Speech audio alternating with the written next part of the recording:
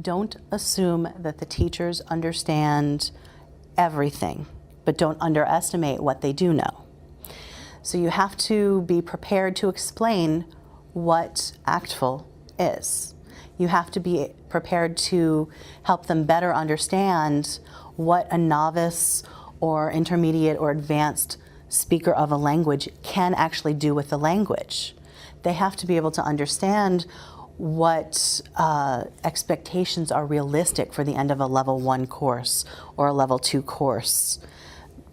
That's key before you start doing anything with the actual document, because the document is meaningless if their expectations are not calibrated to what the national standards and norms are.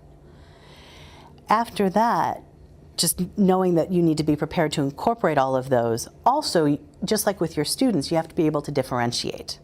One of the most recent trainings I did, we had people from community college level, we had people from out of state with different state standards, we had immersion teachers, and we had some who were looking at it from an online course for virtual level 1 course, level 2 course. So all these perspectives were in the room at the same time, and we had 4 different languages, and this was a group of less than 10 people.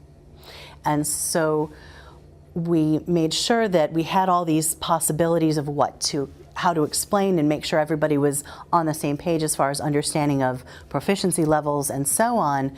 But then you have to be able to adapt to make it more meaningful, to pull in, how will this work for you if you're a K2 immersion teacher? How will this work for you if you're working with students at the community college that have to take this class, that don't necessarily want to be there, but they need it to be able to move on to a 4-year university later on?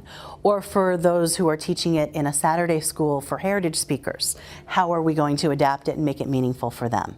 And so those are some pieces to think about as you move forward. I wouldn't just point them to a website and say, here, train yourself. That's not ideal. In my mind, the ideal situation would be some sort of blended professional development, where we come together as a group in person, we do some of the nuts and bolts and some activities to sort of give them the real flavor of what LinguaFolio is.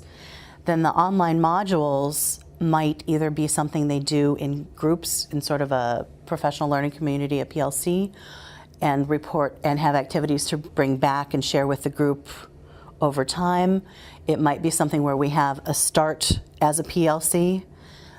Some of those modules would be homework with assignments that they turn in online, where they have to provide samples of work and so on, and then come back as a final PLC for them to show something and how they're going to implement it in their classroom.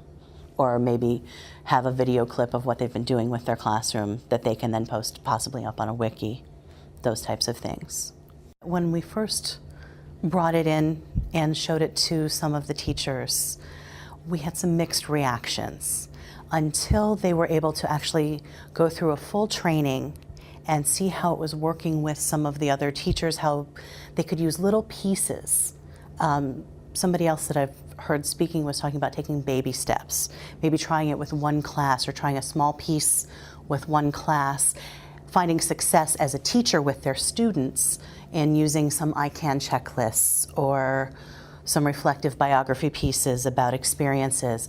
As they became more comfortable, they became more confident, and I have some teachers that have just run with it and have been able to embrace it.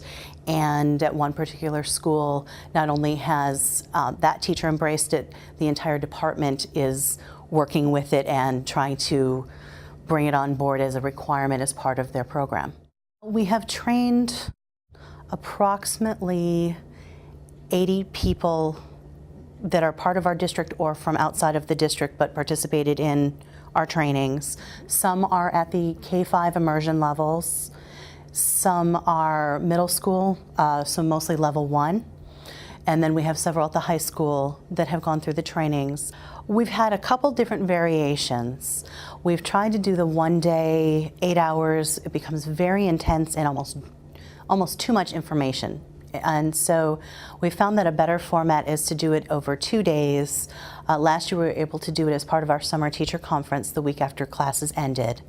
And so the first day was nuts and bolts of what is LinguaFolio, what are the pieces, and just get everybody introduced into the taste and feel of what LinguaFolio is as the document and the overall perspective. And then the second day we brought in one of our teachers who has fully embraced it and is using it with her students, and she did the more of the, okay, so you understand what LinguaFolio is. How can I make it work in my classroom? What are the types of activities I can do to build these proficiency levels, to get my students listening and understanding, speaking, reading, writing, and integrate the culture all at the same time, so that when we do bring about the formal LinguaFolio document, which seems so scary at first, when we do bring it out, they are confident as they look at those formal I can checklists and say, wow, according to national standards, these are the things I can do. Look at me.